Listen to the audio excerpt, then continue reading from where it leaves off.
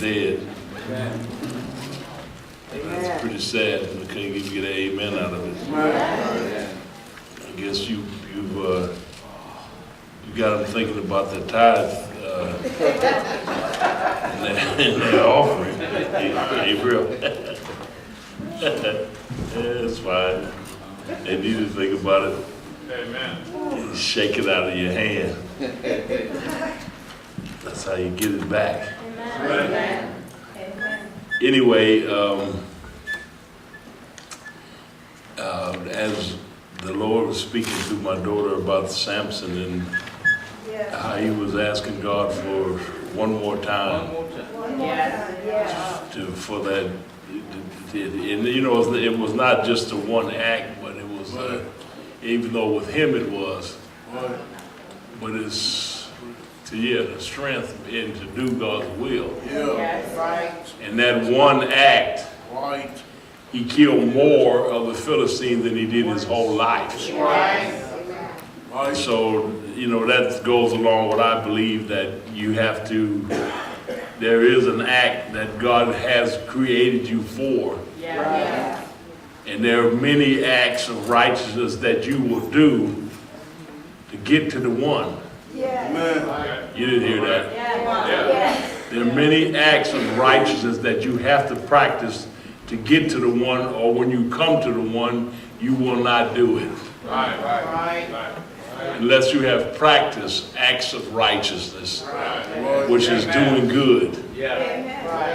How Jesus went about doing good in Acts chapter 10, verse 38, how Jesus was anointed, Jesus of Nazareth was anointed, and how he went about doing good and healing all those that were oppressed by the devil, because God was with him. How God anointed Jesus of Nazareth. And so he was practicing acts of righteousness.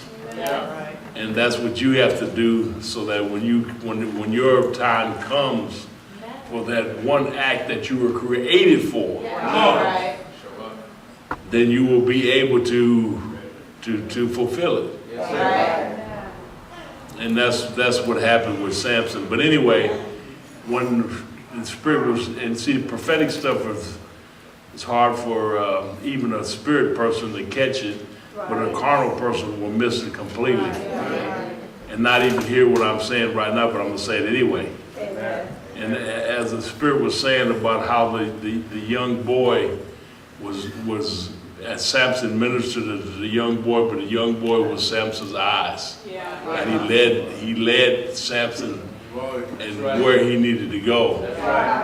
And as the Spirit was moving through my daughter and was touching me so deeply, and you know, in my entire being was being rejuvenated. Even I can feel it right now. And I believe that's what's happening, not just in me, but it's happening in the church. It's happening in this allotment, but it's happening in the entire church of the Lord Jesus Christ. Is being revived. And those that will not will lay down. But anyway, as the Spirit was moving about the young boy, Cam walked past and put his tithe in, and immediately my eye caught him as the Spirit was speaking to my daughter about the young boy, and I said to Cookie, I said, look at this boy, Cam, which he's a man, but I can call him what I like. And I said, look at this boy. I said, he's like a rock. He's coming here and he has heard the word of the Lord, and it is stuck in him. And that guy he's just like a machine. Just doing it. And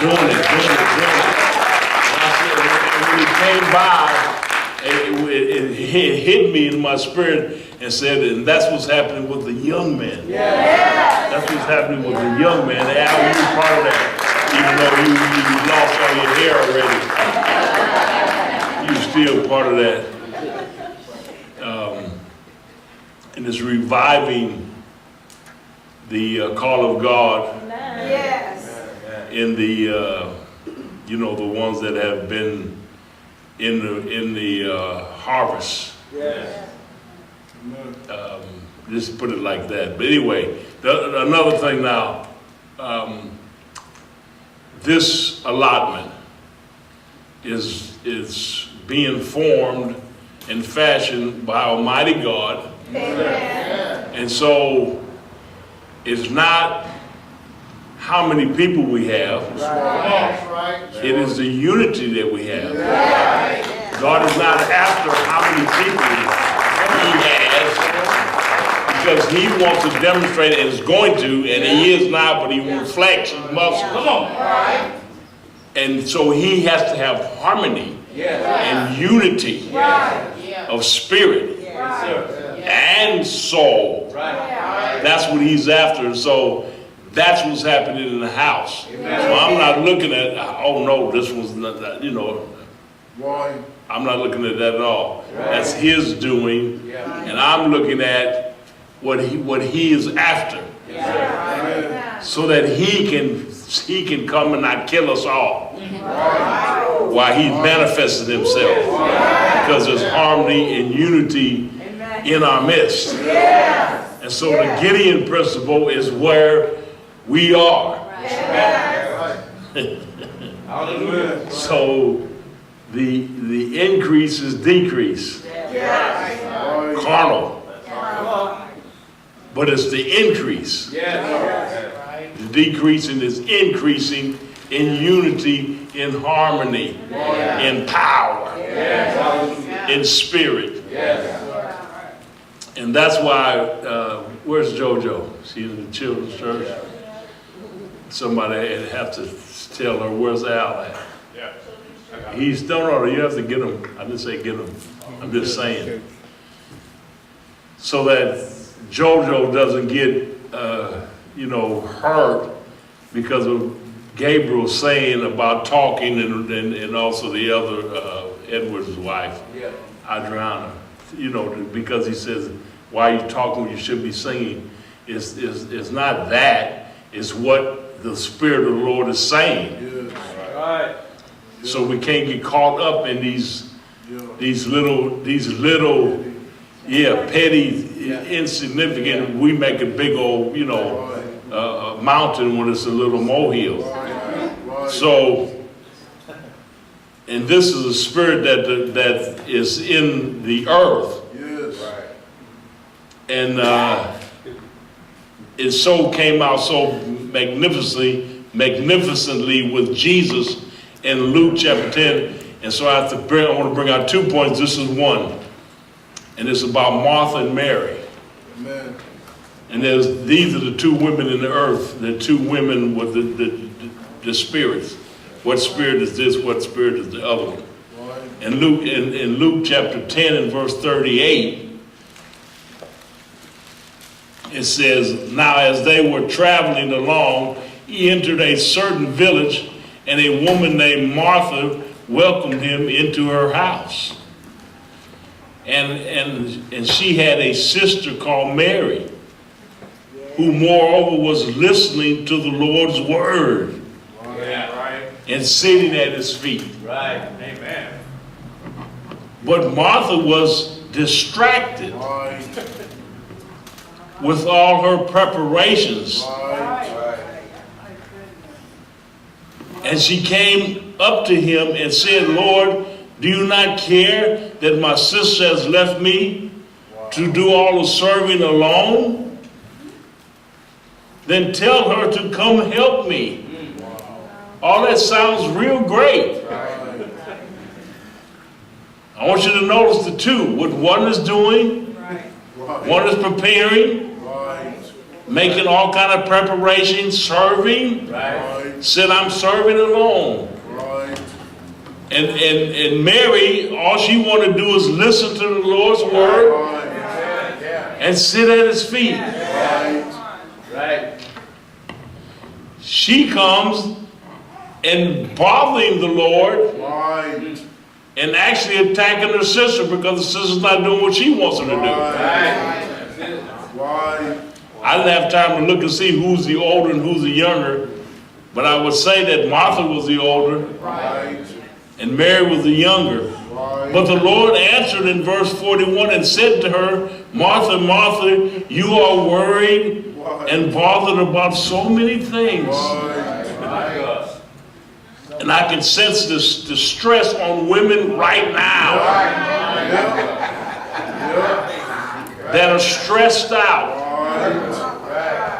I'm talking about they stressed out, soul in distress, even to the point where strokes and physical situations are right around the corner if you don't switch it up. That's right. I'm telling you. Yes.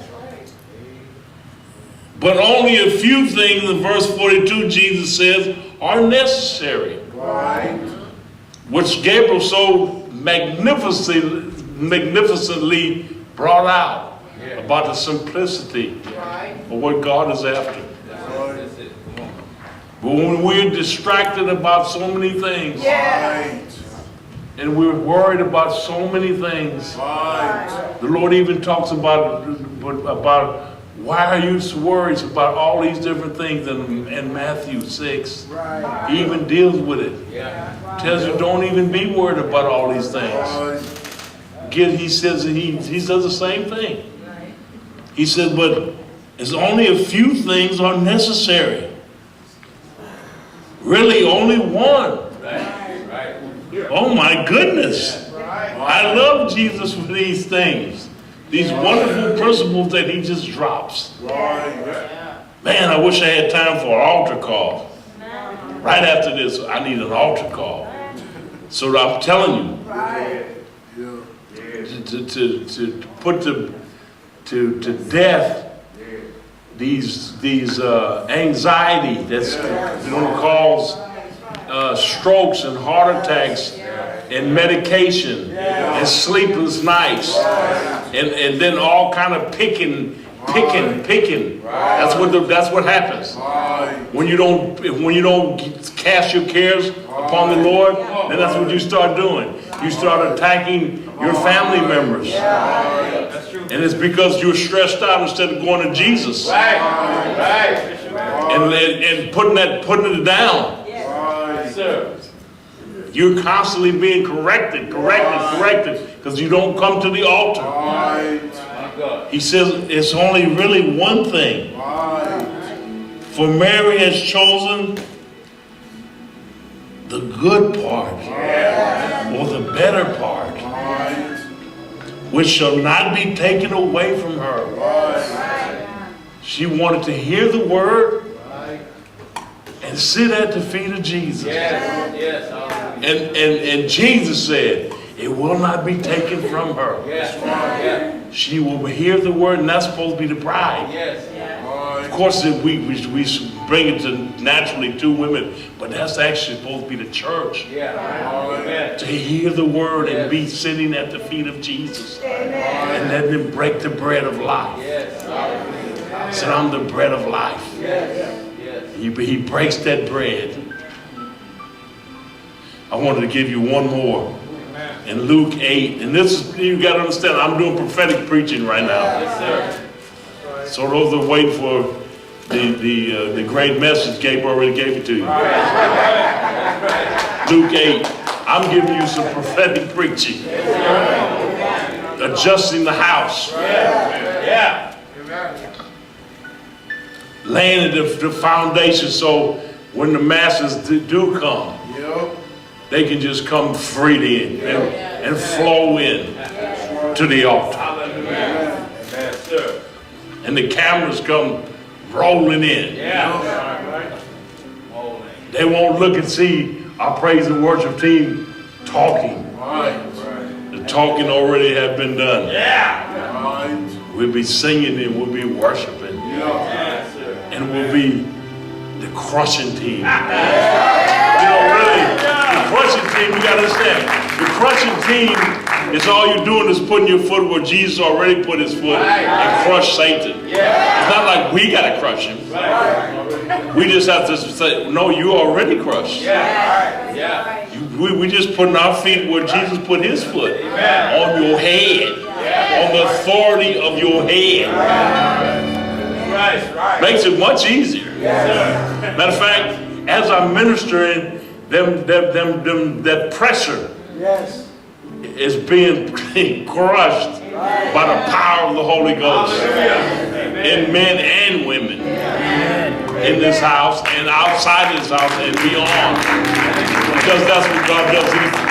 He takes his word and carries it much further than right here. That the power is just, it's surging right now. It's surging right now. This will carry you all the way, all week long. All week long. I want to show you somehow what this goes in what my son, my second son, or our second son, Gabriel, ministered so magnificently. Amen. He just makes me laugh. He makes others cry. He makes others mad. He doesn't care. Luke 8, let's see. Jesus, let's see what happened here. The girl died. A girl has died.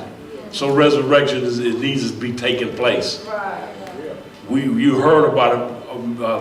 Members of this house died, but they shouldn't have died, but their family was not at the place that it should be. But I want you to see what Jesus did in verse 52. Luke 8:52, it says, now they were all weeping and lamenting for her, the girl. But he said to them, stop weeping, for she is not dead, but she is sleeping. And they began laughing at him, knowing that she had died. They were mocking him, laughing and mocking Jesus, because they're not understanding his prophetic language and what he was getting ready to do. And look what he does. It says, and he, however, he took her by the hand, and wait a minute.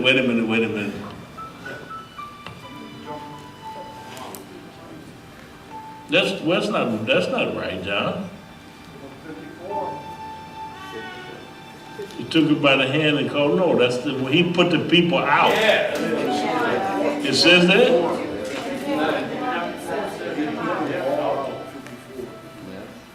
However, he took her by, I have Luke 8:54. It says, however, he took her by the hand and called her, saying, a child arise. 51. Well, you didn't put 51, Petey. No, okay. What am I doing when you say that? Look at this stupidness. Look at this here. New American Standard failed completely. Cut him out. Look at that. Look at that. Wow. Look at that. That makes me want to cast my Bible off. That's ridiculous. This thing is over 30 years old. He's 51. He didn't allow people to come in. But I wanted, it should say he put them out. The King James, New King James got it right. King James got it right. What's wrong with New American Standard? They definitely failed. But my point is, this is what Jesus is doing in this allotment. We sing the song for, no, not the bounce, but the ride the wave, or bounce. But Jesus bounces you, so that he puts you out. In other words, he just allows you to go. Because he wants to work the miracle. See, what God is more important that he has what he declared to me that he would have. And there will be miracles, and miracles. And there will be staggering. They're already happening. You need to stay up and get strong. That's a staggering miracle. When you go to read and see. See, you people don't even know. But a dead man can't do what I'm doing. That's right. But we all gonna do what I'm doing. Amen. But he put them out. That's my point I want you to get, so you can understand the Gideon principle. The bouncing is Jesus putting them out in this place. Putting them out when they will not turn. When they will not be consumed by him. The 100%. Yes, sir. He put them all out. That's what I want you to get. Yeah. He put them all out. He put those, the ones that are laughing, mocking, the ones that have their own opinion, their own agenda, their own religion, their own tradition. All of them, Jesus puts them out.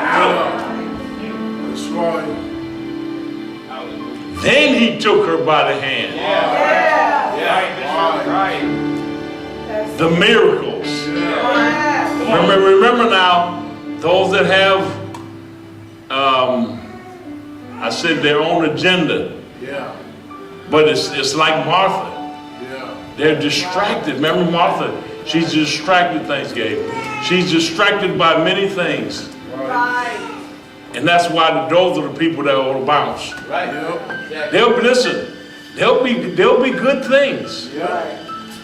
But good things are not God things. Right. That's why I don't say God is good. Right. Because he's way beyond good. And what we call good is not God. And we think everything is good is God, and it's not. That's right. Wow. That shows you about Martha. Right. She was serving. Right.